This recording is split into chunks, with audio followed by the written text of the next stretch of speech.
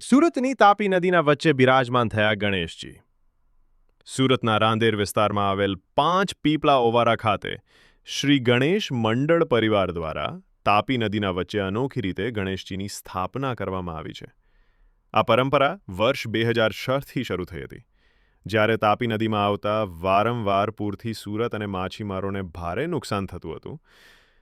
આ પૂરની આફતથી બચવા માટે રાંદેરના ખારવા સમાજ દ્વારા નદીના વચ્ચે ગણેશજીની સ્થાપના કરવાનું શરૂ કરવામાં આવ્યું.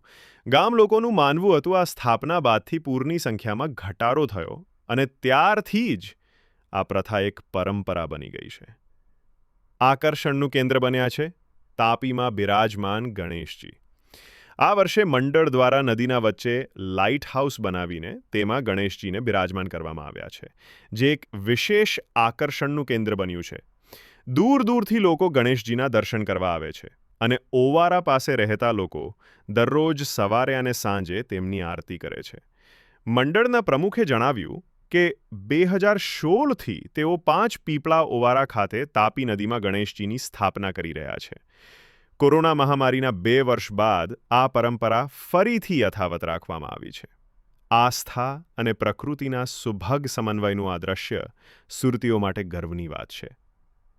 કૌશિક પટેલનો રિપોર્ટ, હિન્દ ટીવી.